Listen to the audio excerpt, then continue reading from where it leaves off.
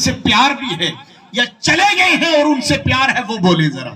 اپنے والدین سے کیا کرنا؟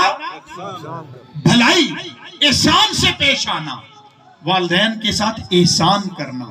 یہ بھی رب کائنات کا فیصلہ ہے. اب کوئی بندہ یہ کہے کہ میرے ابا جی میرے ساتھ اچھا سلوک نہیں کرتے، انہوں نے زمین کا وہ ٹکڑا جس کو راستہ لگتا تھا وہ میری فلاں بہن کو ہبا کر دیا، فلاں بہن کو اپنی زندگی میں ہبا کر دیا ہے. یاد رکھیں وراثت فوت ہونے کے بعد ہوتی ہے. زندگی میں کوئی کسی کو دے دے تو وہ ہبا ہوتا ہے، گفٹ ہوتا ہے. اس کو دے دیا. یا فلاں بھائی کو روپیہ پیسہ زیادہ دیتے ہیں، پینشن آتی ہے تو مجھے کچھ نہیں دیتے. بھائی ماں باپ تو دیکھتے ہیں نا کہ کون سا بیٹا کون سی بیٹی ذرا کمزور ہے. اب باپ ہیں تو وہ ان کو نواز دیتے ہیں، ماں ہیں ان کی پینشن آتی ہے تو اپنی بیٹی کو بیٹے کو جو کمزور ہے اس کی کمزوری دور کرنے کے لیے اسے دیتے ہیں، اس کے بچوں کی فیس ادا کر دیتے ہیں. وہ دیکھ رہے ہوتے ہیں کہ فلاں بچہ جو ہے اس کے معاشی حالات اچھے ہیں، اسے نہیں دیتے، جو کمزور ہے اسے دے دیتے.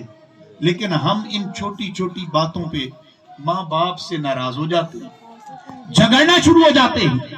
ماں باپ سے ناراض ہونے کی دیر ہے کہ رب کائنات بھی پھر ناراض ہو جاتا ہے، وہ مالک بھی ناراض ہو جاتا ہے. عزیزان گرامی قدر، ان چھوٹی چھوٹی باتوں پہ جھگڑے نہ کیا کرو، ماں باپ سے ناراض نہ ہوا کرو.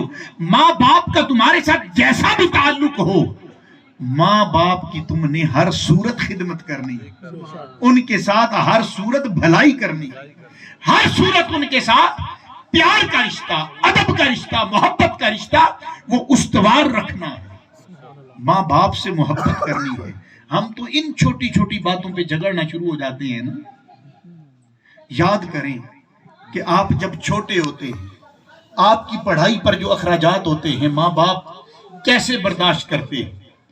اپنی خواہشات کو قتل کر کے، ان کو ختم کر کے آپ کی خواہش پہ اپنی خواہش کو قربان کرتے ہیں، آپ کی خوشی میں اپنی خوشی کو قربان کر دیتے ہیں، اور آپ کی چاہت پہ اپنی چاہت کو نثار کر دیتے ہیں. آپ کی تربیت کرتے ہیں، تعلیم دیتے ہیں، آپ کے کھانے پینے کا سامان فراہم کرتے ہیں، پہننے کا سامان فراہم کرتے ہیں. پھر جب بڑے ہو جاتے ہیں اور آپ کہتے ہیں ابا جی تمہیں پتہ ہی کوئی نہیں، ماں جی تمہیں کی پتہ، ہم سب کچھ بھول جاتے ہیں. اور کسی شاعر نے کیا خوب کہا، 4 جماعتیں پڑھنے کے بعد ہم باپ کو کہتے ہیں ابا جی تمہیں پتہ ہی کوئی نہیں. شاعر نے بڑے خوبصورت الفاظ میں عکاسی کی کہ شہر میں جا کر پڑھنے والے جانے کیوں یہ بھول گئے، شہر میں جا کر پڑھنے والے جانے کیوں یہ بھول گئے، کس کی ماں نے کس کی خاطر کتنا زیور بیچا. ماں تو اپنا سب کچھ قربان کر دیتی ہیں اپنے بیٹے کی اچھی تعلیم کے لیے، اچھی تربیت کے لیے. مگر وہی بیٹا جب یونیورسٹی سے کالجی سے پڑھ کے آتا اور وہ ماں باپ کے سامنے کھڑا ہو کے کہتا ہے ابا جی تمہیں پتہ ہی کوئی نہیں، تو اس باپ پہ کیا بیتتی ہوگی جس کے بڑھاپے کا تم سہارا بنے. اور یہ جھگڑے آج کے نہیں ہیں. میرے آقا علیہ الصلوۃ والسلام کے ایک جوان سالہ صحابی، وہ آقا کی بارگاہ میں آ کے اپنے ابا جان بزرگوں کی شکایت کرتے ہیں. وہ آ کے کہتے ہیں کہ یا رسول اللہ میرے ابا جان میری قمیض سے پیسے نکال لیتے ہیں، میری قمیض سے بولیے پیسے لے لیتے ہیں، میرا مال و دولت خرچ کرتے ہیں. میرے آقا نے فرمایا کہ ابا جان کو بھی ذرا بلا کے لاؤ.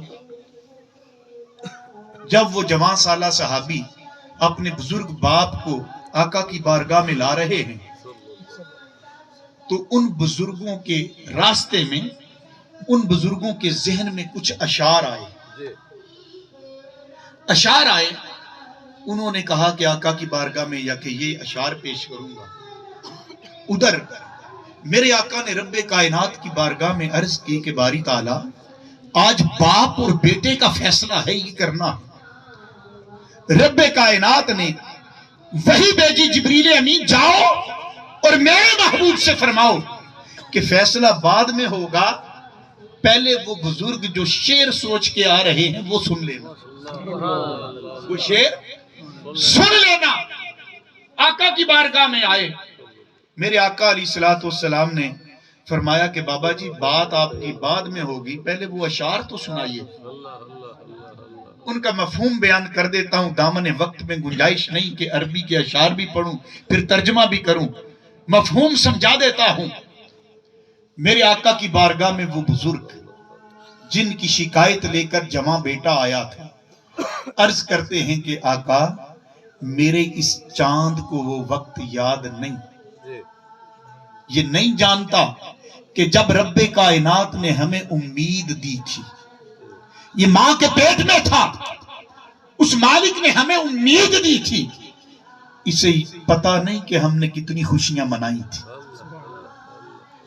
پھر یہ جب ماں کے پیٹ میں تھا، جب اس کی ماں کو کچھ تکلیف ہوتی تو ہم کس کرب میں وہ رات گزارا کرتے تھے کہ کہیں پیٹ میں بچے کو کوئی نقصان نہ ہو جائے۔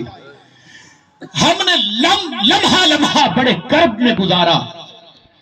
پھر یہ 9 ماہ کا عرصہ پورا ہوا، ڈیلیوری ہوئی، یہ دنیا میں آیا۔ آقا اسے نہیں پتا میرے چاند کو کہ ہم نے کیسے خوشیاں منائی، ساری بستی میں مٹھائیاں تقسیم کی، صدقات و خیرات کیے، آقا خوشیاں منائی۔ پھر اس کا عقیقہ کیا، سارے خاندان کو اکٹھا کیا، ان کو کھانا کھلایا، اپنی طاقت سے بڑھ کر خوشیاں منائی۔ آقا میں کبھی اسے اپنی زبان اس کے منہ میں ڈال دیا کرتا تھا، اتنا پیار کرتا تھا۔ کبھی اسے اپنی گود میں بٹھا لیتا، کبھی اپنے کندھوں پہ اٹھا لیتا۔ تھوڑا سا بڑا ہوا تو انہی کندھوں پر اٹھا کر آقا گلیوں میں نکل آیا کرتا تھا۔ کبھی گھر میں میں گھٹنے ٹیک کر گھوڑا بن جاتا، اسے اپنی کمر پر بٹھا لیا کرتا تھا۔ آقا اتنا پیار کرتا تھا۔ پھر چلتے چلتے اسے انگلی پکڑ کر چلنا سکھایا۔ انگلی پکڑ کر جب بازار کی گلیوں سے گزر رہے ہوتے، کوئی کھلونا دیکھ کر اس کا جی للچاتا، کوئی کھانے والی چیز دیکھ کر اس کا جی کرتا کہ میں یہ بھی لے لوں، میں یہ بھی لے لوں۔ تو آقا اپنی خواہشات کا قتل کر کے اپنے آپ کو گروی رکھ کر بھی اس کی خواہشات پوری کرتا رہا۔ میں 24 گھنٹے کام کرتا رہا اس کے لیے۔ پھر بڑا ہو گیا، اس کی تعلیم و تربیت کی، کلچر جوان بن گیا، اسے کاروبار کے ہنر اور گر سکھا دیے، کاروبار میں ساتھ شامل کیا۔ پھر اس کی شادی کر دی۔ شادی کے بعد آقا میں نے دیکھا کہ اب میری زندگی کا سورج غروب ہونے کو ہے، اب میری بہار خزاں میں بدل رہی ہے، اب چہرے پہ اور سر میں چاندی چمکنا شروع ہو گئی، میری کمر خم رسیدہ ہو گئی، بل آ گیا، اب سیدھا کھڑا نہیں ہو سکتا۔ میں نے سارا کاروبار اپنے اس کڑیل جوان بیٹے کے سپرد کر دیا۔ آقا اب میں اسے کچھ کما کے دینے کے قابل نہ رہا، میرے پاس کچھ نہیں ہوتا تھا۔ آقا اب میری ضروریات کون پوری کرے گا؟ میرے بیٹے کو یہ خیال بھی نہیں تھا، تو میں پھر اس کی قمیض سے پیسے لے لیتا ہوں، آقا جیب سے پیسے لے لیتا ہوں، تو یہ کہتا ہے کہ ابا جان میرے مال سے چوری کرتے۔ میرے آقا کی چشمان مبارکہ ما زاغ البصر وما طغى والی نینوں میں آنسو آ جاتے ہیں۔ رب کائنات کی بارگاہ میں عرض کرتے ہیں باری تعالیٰ آج فیصلہ فرما دے۔ رب کائنات نے فرمایا کہ محبوب آج جو فیصلہ آپ کریں گے مجھے بھی قبول ہوگا۔ میرے آقا نے جانتے ہیں جوانوں جن کے ماں باپ زندہ ہیں وہ دل کے کانوں سے بھی سنیں اور ان کانوں سے بھی سنیں۔ میرے آقا کا فیصلہ کیا تھا؟ میرے آقا نے فرمایا انتا، اس کی طرف اپنے دست مبارک ید اللہ والے گورے گورے دست مبارک سے اشارہ کر کے فرمایا انتا۔ جب عربی میں کسی کو کہا جائے نا انتا، اس کا معنی ہوتا ہے تو کہا جائے تو بندے کی پوری باڈی شامل ہوتی ہے، سر کے بالوں سے لے کر پاؤں کے تلووں تک۔ میرے آقا نے فرمایا انتا، تیرا سارے کا سارا جسم ومالو کا، اور تیرا سارا مال، ساری پراپرٹی، ساری جائیداد لیا بیک تیرے باپ کی بڑی۔ مالک کی وہ ہے تو اب جس طرح چاہے وہ تصرف کرے اور جیسے چاہے وہ خرچ کرے. یہ تو اس مال کی بات تھی نا جو بظاہر اس وقت جوان صحابی کہہ رہے ہوتے تھے, کما رہے ہوتے تھے, اور وہ سمجھتے تھے کہ یہ میرا ہے, حالانکہ باپ سے ٹرانسفر ہوا تھا. مگر آج ہم اپنے ماں باپ سے کیوں نالاں ہیں؟ ابھی تو وارث بھی نہیں بنے. وارث انسان تب بنتا ہے جب باپ کا سایہ اٹھ جائے تو جو باقی بچے قرض کی ادائیگی اور تجہیز و تکفین کے بعد جو باقی رہ جائے وہ وراثت ہوتی ہے, وہ پھر تقسیم ہوتی ہے. ماں باپ زندہ ہوتے ہیں, وہ جسے چاہے اپنی چیز دے دیں, ہبہ کر سکتے ہیں, کسی اور کو بھی دے سکتے ہیں, مسجد کے نام کر سکتے ہیں, مدرسے کو دے سکتے ہیں, جنازہ گاہ میں دے سکتے ہیں, آپ کے کسی بہن بھائی کو دے سکتے ہیں. اس پہ کیوں جھگڑتے رہتے ہو؟ عزیزان گرامی قدر, یہ تو باپ کی بات ہے, اور آج ایک ماں کے لیے دست دعا بلند کرنے آئے, ایک ماں کے لیے.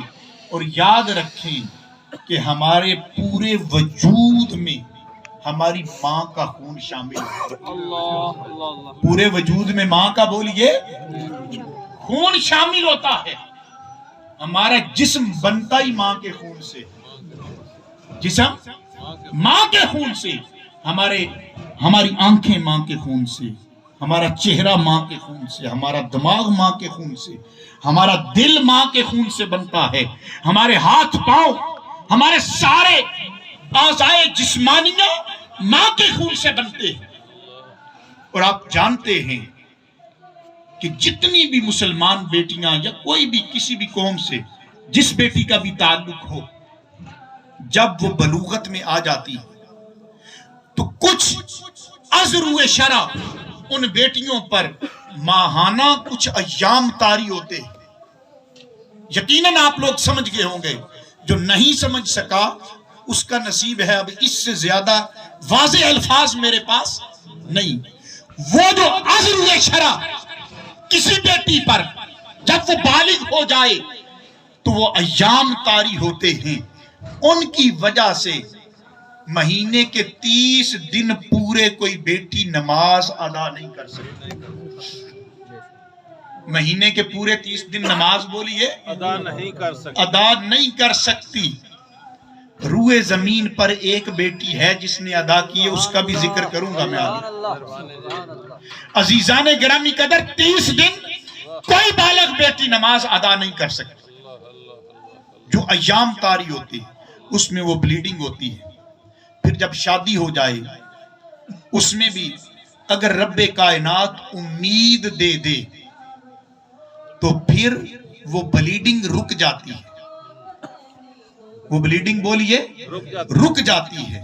پھر اس بلیڈنگ سے وہ جو زائد ہوتی ہے اس سے بچے کی پرورش ہوتی ہے. یہ میڈیکل سائنس بھی کہتی ہے.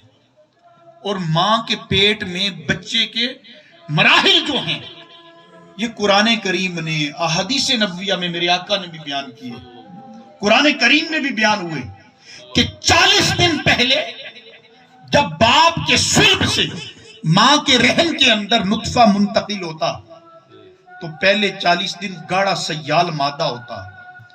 اس سے اگلے 40 دن پھر وہ جمع ہوا خون بن جاتا. پھر اس سے اگلا 40 دن کا جو پیریڈ آتا ہے اس میں وہ جمع ہوا خون وہ گوشت